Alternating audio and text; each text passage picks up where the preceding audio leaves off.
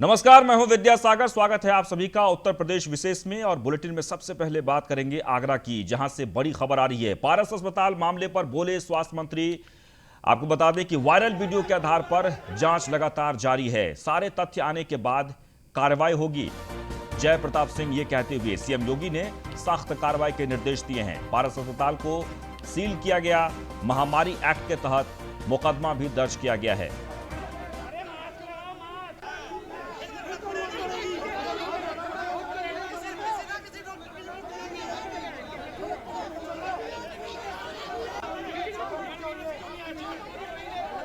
तो ये शोर और ये तस्वीर जो आप देख रहे हैं वो पारस अस्पताल के बाहर की तस्वीर है। दरअसल पारस अस्पताल को सील कर दिया गया है। मुख्यमंत्री ने सख्ती से निर्देश दिए हैं कार्रवाई को लेकर, और डीएम पहुंचे दलबल के साथ और सील कर दिया गया। दरअसल सभी मरीजों को शिफ्ट किया गया है। और इस मामले में उत्तर प्रदेश के स्वास्थ्य मंत्री ने क्या कुछ कहा है, सुनिए।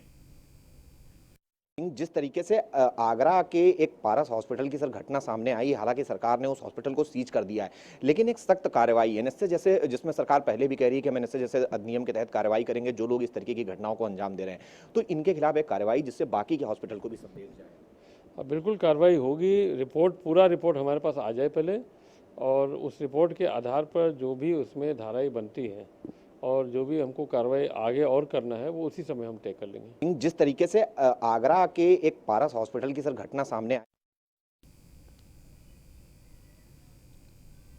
और इस बीच पारस अस्पताल के संचालक की सफाई सामने आई है। आपको बता दें कि उन्होंने कहा कि किसी भी प्रकार का मॉक ड्रिल नहीं हुआ, ऑक्सीजन की कमी से मौतें नहीं हुई है, पुलिस जांच में सहयोग करेंगे। लेकिन वायरल वीडियो के अनुसार सीधे सीधे कहा गया कि 5 मिनट का मॉक ड्रिल था, और उसमें आपको बता दें कि 22 लोगों की जान चली गई। क्या कुछ कहा है अस्पताल के संचालक ने, सुनिए। क्या कहना चाहेंगे इस पर? आपका किसी प्रकार का मॉक ड्रिल ऑक्सीजन बंद करने का नहीं हुआ है। मैं कल से बार बार चैनलों पे आके कह रहा हूँ, ऑक्सीजन बंद करने का कोई मॉक ड्रिल नहीं हुआ है। ऑक्सीजन की मिनिमम नीड कैलकुलेट करने के लिए असेसमेंट हुआ है, जिसका नाम मॉक ड्रिल बोला गया है। मॉक ड्रिल माने जब हमारे सामने ऑक्सीजन का चैलेंज होता है, मरीजों की संख्या अधिक होती है, तो हमें ऑक्सीजन का जुडिशियस यूज करना पड़ता है कि जिससे हम मरीजों को, सभी लोगों को ऑक्सीजन की आपूर्ति कर सकें, किल्लत से किसी की डेथ ना हो। जैसा भी डिस्ट्रिक्ट मजिस्ट्रेट सर ने बताया कि ऑक्सीजन हमारे यहाँ पर्याप्त थी। सारे डाटा, सारा डिटेल्स हमने प्रशासन को उपलब्ध करा दिया है, और प्रशासन की इस जांच में, निष्पक्ष जांच में पूरा साथ देंगे और पूरा अपने लिए। इस बीच पारस अस्पताल मामले पर अखिलेश यादव का ट्वीट भी सामने आया है। ट्वीट कर स्वास्थ्य सेवाओं पर सवाल उठाए हैं अखिलेश यादव ने। उन्होंने कहा कि ऑक्सीजन मॉक ड्रिल में 22 लोगों की मौत बेहद ही दुखद है। तो आपको बता दें कि आगरा का मामला इस वक्त काफी गरमाया हुआ है, और अखिलेश यादव ने इस मामले में ट्वीट करते हुए कहा कि आगरा के एक अस्पताल में ऑक्सीजन मॉक ड्रिल में 22 लोगों की मौत की खबर बेहद दुखद है। दिवंगतों को श्रद्धांजलि। ये घटना उत्तर प्रदेश की चिकित्सा व्यवस्था पर एक बड़ा धब्बा है। उत्तर प्रदेश की भाजपा सरकार अब अपने खिलाफ एफआईआर करें। तो ये ट्वीट करके समाजवादी पार्टी के राष्ट्रीय अध्यक्ष, उत्तर प्रदेश के पूर्व मुख्यमंत्री अखिलेश यादव ने कहा है।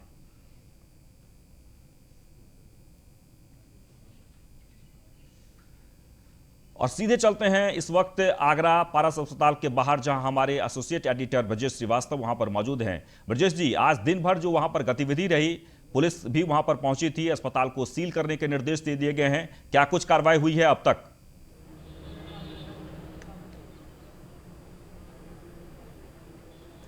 देखिए विद्या, सबसे बड़ी बात यह है कि अस्पताल को कागजों में सील कर दिया गया है। यहां नोटिस चस्पा कर दिया गया है कि अब इस अस्पताल में कोई भी मरीज भर्ती नहीं किया जाएगा। यह अस्पताल आज से बंद कर दिया गया है। अब सवाल यह है कि अभी भी 55 मरीज इस अस्पताल के अंदर भर्ती हैं। उन 55 मरीजों का क्या होगा? उन 55 मरीजों को कहां स्थानांतरित किया जाएगा, कहां शिफ्ट किया जाएगा? बहुत सारे यहां पर मरीज ऐसे हैं जो गंभीर बीमारियों से ग्रसित हैं, आईसीयू में एडमिट हैं। उनकी शिफ्टिंग का लेकर के अभी तक प्रशासन की तरफ से कोई भी जो कार्रवाई वो देखने को नहीं मिली। आपको पीछे तस्वीर दिखाऊं कि आप देखिए, ये हॉस्पिटल के पीछे आपको एम्बुलेंस खड़ी है। बहुत सारे लोगों को अब अपने आप ही मरीजों को वो ले जा रहे हैं, अपने इधर से उधर जहां वो जा सकते हैं वहां लेकर के जा रहे हैं। लेकिन अभी तक जो प्रशासन की तरफ से ये तय नहीं हुआ है ना ही सीएमओ ने अभी ये बताया कि आखिर इन मरीजों को कहां शिफ्ट किया जाएगा। जो सीरियस कंडीशन में मरीज हैं उनको किस तरीके से क्या किसी प्राइवेट हॉस्पिटल में शिफ्ट किया जाएगा या सरकारी उसमें शिफ्ट किया जाएगा, ये वो तमाम सवाल हैं जो अभी भी बरकरार हैं। लेकिन सबसे बड़ी बात यह है कि आज इस पारस अस्पताल के साथ केवल विवादों का कोई पहला मामला नहीं है, बल्कि एक के बाद एक विवाद। और जो अरिंदर जैन हैं, आर्यन जैन, ये इनके साथ वो कंट्रोवर्सी हमेशा से चलती रही है। 1 साल पहले ही इस डॉक्टर को, इस अस्पताल को ब्लैकलिस्ट किया गया था, कोरोना स्प्रेडर बताया गया था प्रशासन की तरफ से, और महज 1 साल के अंदर ही कोविड हॉस्पिटल बना दिया जाता। कोविड हॉस्पिटल क्यों बनाया गया? अगर एक अस्पताल कोरोना स्प्रेडर था तो फिर उसे अगले सेशन में कोविड हॉस्पिटल क्यों बना दिया गया? ये सवाल प्रशासनिक तंत्र पर भी है। अगर यहां पर 22 लोगों की मौत, हम नहीं कह रहे 22 लोगों की मौत हुई है, हम सीधी सी बात सवाल पूछ रहे हैं कि क्या यहां पर कोई मौत उस मॉक ड्रिल के दौरान हुई है या नहीं, ये प्रशासन बताए। प्रशासन बिना जांच के आखिर वो क्लीन चिट कैसे दे रहा है? प्रशासन महज यहां पर 26 तारीख को 4 मौतें बता रहा है, जबकि हमारे साथ यहां पीड़ित भी जुड़े थे जिनके पिता की मौत हुई थी, जिनके भाई की पत्नी की मौत हुई थी, और उन दोनों के नाम 26 और 27 में उनकी मौत हुई, उन दोनों के नाम प्रशासन को भेजी गई सूची में नहीं। तो खेल तो है, अब खेल क्यों हो रहा है? अगर सच्चाई है तो खेल क्यों कर रहे हो? आप असली मौत के आंकड़े बताइए, कितनी मौत के आंकड़े? बिल्कुल, अब सवाल ये है, 11 मौतें 26 तारीख को, 26 अप्रैल को कुल 11 मौतें पूरे जनपद में दिखाई गई हैं। जी, अब सवाल यह है ब्रजेश जी कि आखिरकार इस अस्पताल पर प्रशासन की कृपा क्यों बनी हुई है, जबकि मॉक ड्रिल जो वीडियो जो है उसमें सीधे तौर पर यह कहा गया है कि मॉक ड्रिल के दौरान, यानी 5 मिनट के मॉक ड्रिल में 22 लोगों की मौत हो गई थी। क्या वो वीडियो झूठा है?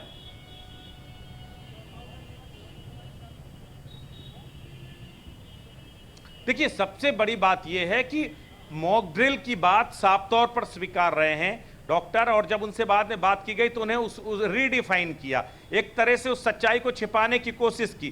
कहा गया कि मेडिकल एग्जामिन करने का, किसको मेडिकल की ऑक्सीजन की जरूरत है, किसे नहीं, हम उसे मॉक ड्रिल का नाम दे रहे हैं। दरअसल हमने किसी की ऑक्सीजन बंद नहीं की है, लेकिन किसको ऑक्सीजन की नीड है, किसे नहीं, उस वक्त हमने वो केवल एग्जामिन किया था। सवाल ये है कि क्या मेडिको लीगल टर्मोलॉजी में किसी भी तरीके की ऑक्सीजन मॉक ड्रिल की कहीं कोई इजाजत है?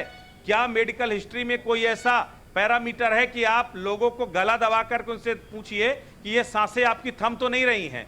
आप सीधे तौर पर ये प्री प्लान्ड मर्डर के तरीके से है कि आप 96 पेशेंट्स आपके पास एडमिट हैं और 96 लोगों की आप ऑक्सीजन बंद कर, अगर 96 पेशेंट आपके ऑक्सीजन पे है, आप उनकी ऑक्सीजन बंद करो, ये देख रहे हो कि तड़प कौन रहा है? तो ये एक डॉक्टर का कर्म हो सकता है क्या? आप सोचिए, आपके पास अगर पता लगाने का कोई और तरीका नहीं है तो आप इसका मतलब आप लोगों की जान के साथ खिलवाड़ कर देंगे। हम नहीं कह रहे 22 लोगों की मौतें हुई हैं, आप खुद कह रहे हो कि 22 लोग छटपटाने लगे, नीले पड़ गए, वो तो गए। अब वो तो गए तो किस तरीके से गए? बिल्कुल, अगर उनमें से मौतें नहीं हुई हैं तो उनके नाम डिस्क्लोज कीजिए, वो 22 लोग कौन से थे, और अगर मौतें हुई हैं तो सरकारी आंकड़ा क्यों छिपाया जा रहा है? बिल्कुल, इससे दुखद कुछ नहीं हो सकता है। जो घटना वहां पर घटी है, जो मॉक ड्रिल किया गया है, जिससे मरीजों की तड़प तड़प कर मौतें हुई है, मुझे लगता है कि इससे ज़्यादा दुखद नहीं, कुछ भी नहीं हो सकता। और ऐसे अस्पतालों को सिर्फ कुछ दिनों के लिए नहीं बल्कि हमेशा के लिए बैन करना चाहिए, हमेशा के लिए सील करना चाहिए। अब सवाल ये उठता है कि जो तस्वीरें हम लगातार दिखा रहे हैं, अस्पताल के बाहर एक बड़ा सा हंगामा, काफ़ी संख्या में पुलिस लोग भी वहाँ पर जमा हैं, सील करने के लिए लोग वहाँ पर पहुँचे हैं, और आप इस वक्त मौके पर हैं, यानी वहाँ पर हैं। आप कह रहे हैं कि ये सिर्फ नाम के लिए है, एक नोटिस के तौर पर वहाँ पर सिर्फ दिया गया है। तो क्या मुख्यमंत्री ने जो निर्देश दिए हैं वो निर्देश सिर्फ प्रशासन ने खानापूर्ति कर दी है?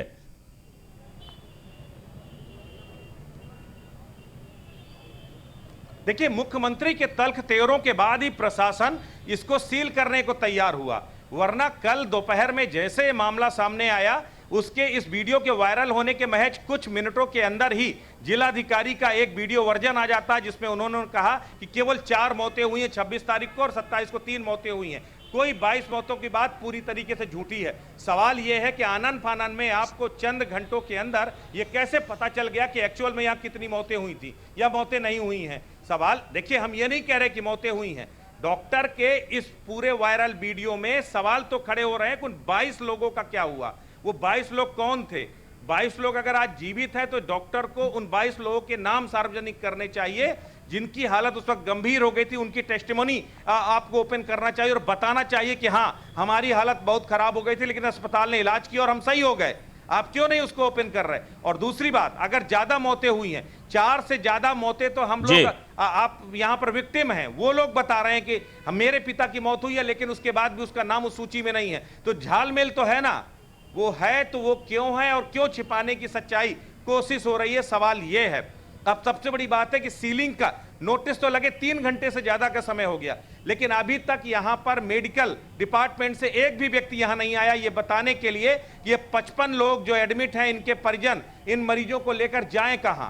अगर आपने एडमिट कर, यहां पर आप जो है अगर सील कर रहे हैं, कोई डॉक्टर इन मरीजों को देखने नहीं आएगा, क्या इनमें से किसी लोगों की जान नहीं जाएगी? इसका जवाब आखिर कौन देगा? या तो सीलिंग से पहले आप इंश्योर कीजिए कि 55 लोग जो यहां एडमिट हैं, उनको डॉक्टर जिस तरीके से देख रहे थे, प्रॉपर उनको देखें, प्रॉपर उनका ट्रीटमेंट कंटिन्यू मोड पे रहे। बिल्कुल, आप खबर पर नजर बनाए रखें। अपने उसमें ही जी, हम उम्मीद करते हैं, स्वास्थ्य मंत्री की तरफ से भी बयान आया है और उन्होंने कहा है कि तमाम जो तथ्य हैं उसकी जांच हो रही है और जांच के आधार पर ही कार्रवाई होगी, लेकिन हम उम्मीद करते हैं जो सच है वो सच सामने आए और ऐसे अस्पतालों पर अगर वाकई में वहां मॉक ड्रिल हुआ, 5 मिनट में 22 लोगों की जान गई, तो कार्रवाई होनी चाहिए। चलिए आगे बढ़ते हैं। खबर लखनऊ से। कोरोना काल में सीएम योगी की अच्छी पहल देखने को मिली है। सिटी बनारस के सेवापुरी ब्लॉक के सीएससी को गोद लिया गया है। वाराणसी के हाथी बाजार सीएससी को भी गोद लिया गया है।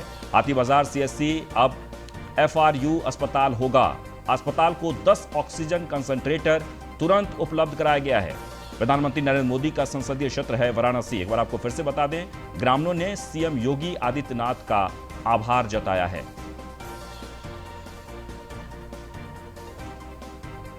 तो कोरोना काल में सीएम योगी की अच्छी पहल, सिटी बनारस के सेवापुरी ब्लॉक के सीएससी को गोद लिया गया है। वाराणसी के हाथी बाजार सीएससी को भी गोद लिया गया। हाथी बाजार सीएससी पर सीएससी अब FRU अस्पताल होगा। अस्पताल को 10 ऑक्सीजन कंसंट्रेटर तुरंत उपलब्ध कराए जाएंगे। प्रधानमंत्री नरेंद्र मोदी का संसदीय क्षेत्र है वाराणसी और आपको बता दें कि ग्रामीणों ने सीएम योगी आदित्यनाथ का आभार जताया है।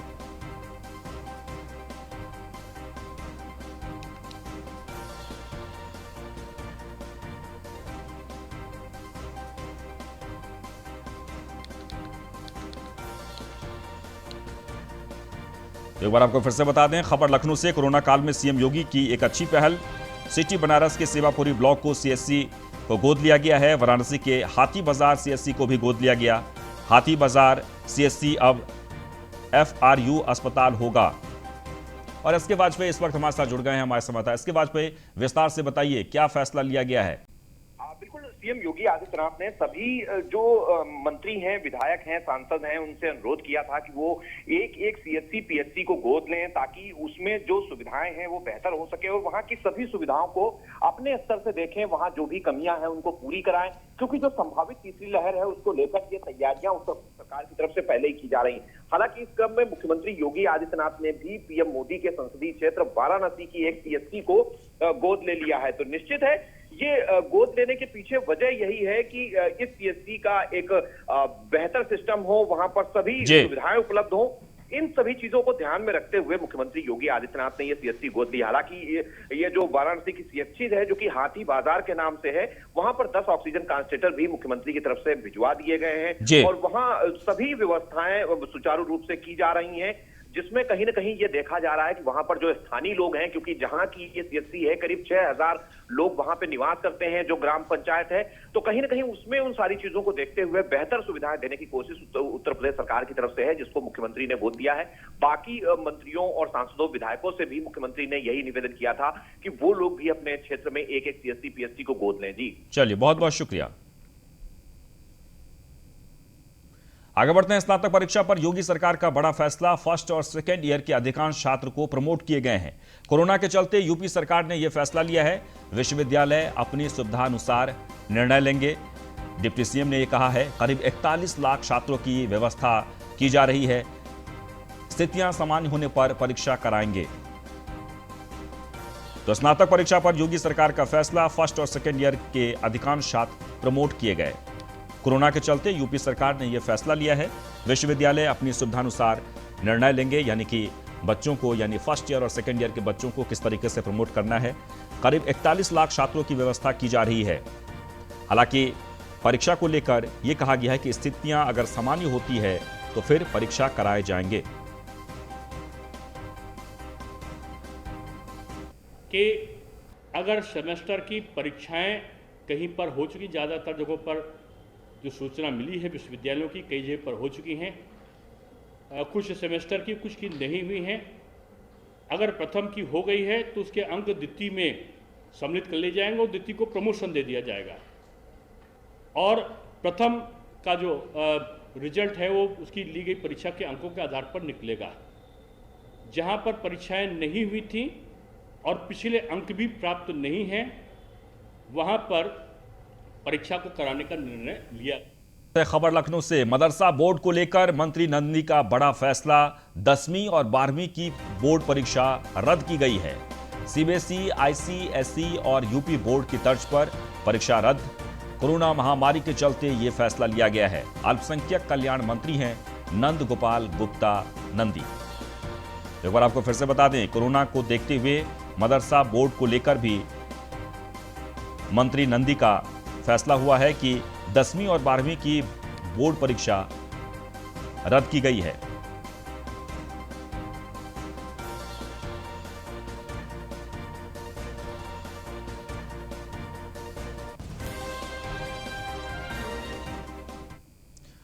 और इस मामले में मोहसिन रजा जो कि राज्य मंत्री हैं, उनका क्या कुछ कहना है, सुनिए।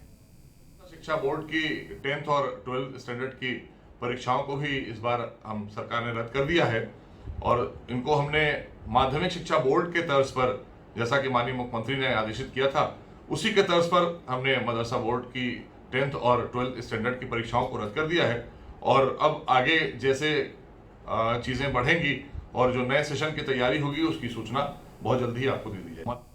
आगे बढ़ते हैं, खबर रामपुर से। जिला अस्पताल में बेटी ने तोड़ा दम। बच्ची को लेकर अस्पताल में घूमता रहा पिता। समय पर इलाज न मिलने से बच्ची की मौत हो गई है। मौत के बाद भी डेड बॉडी पर्चा लेकर घूमता रहा पिता। मेलक सीएससी से रेफर होकर आई थी बच्ची।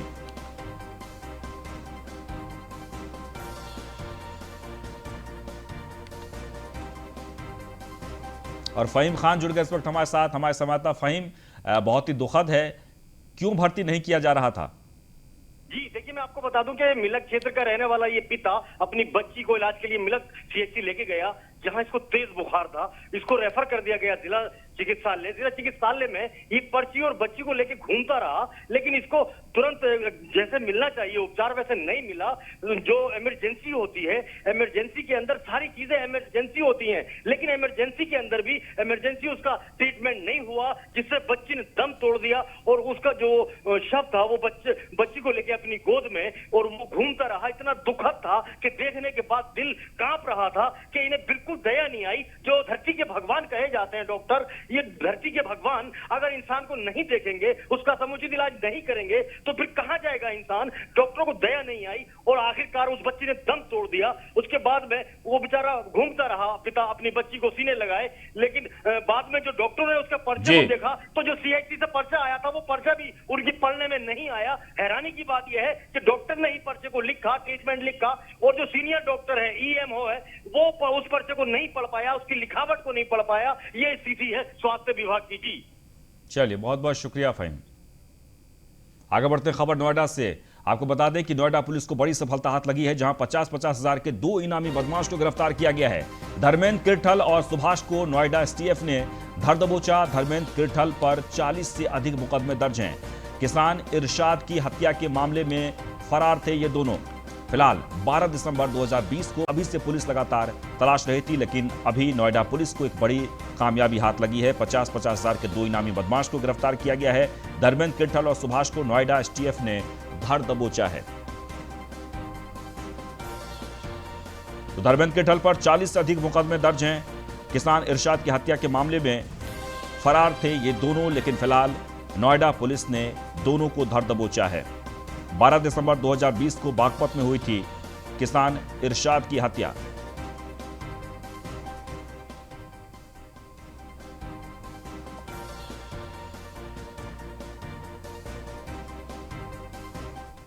आगे बढ़ते हैं, ग्रेटर नोएडा से बड़ी खबर आ रही है, जहां अवैध तरीके से दवा बना रही कंपनी का भंडाफोड़ हुआ है।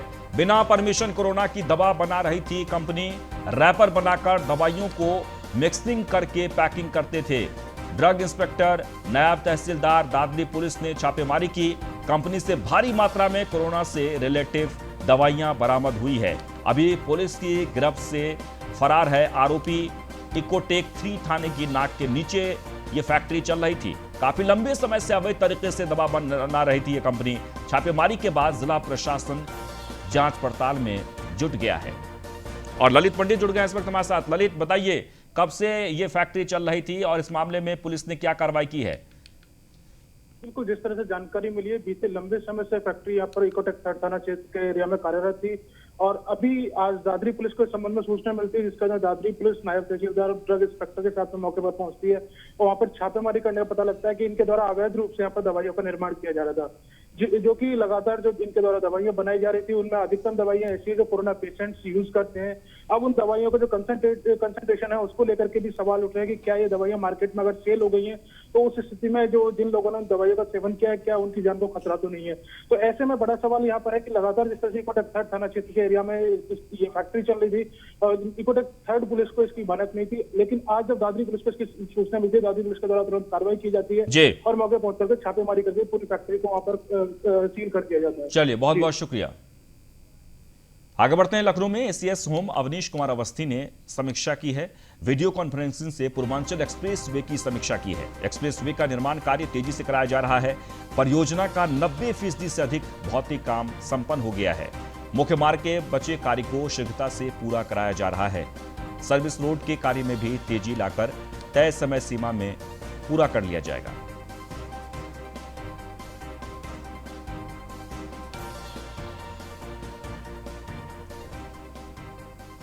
इस बीच जालौन से भी बड़ी खबर आ रही है, जहां पर नाबालिग से छेड़छाड़ करने पर युवक की पिटाई की गई है। महिलाओं ने युवक को चप्पलों से पीटा। पिटाई का वीडियो सोशल मीडिया पर लगातार वायरल हो रहा है। वीडियो वायरल होने के बाद पुलिस जांच में जुट गई है और तस्वीरों में आप देख सकते हैं, यह तस्वीर नाबालिग से छेड़छाड़ की गई थी, जिसके बाद युवक को जमकर पीटा गया है। महिलाओं, युवकों, लड़कियों सब ने मिलकर इस युवक को पीटा।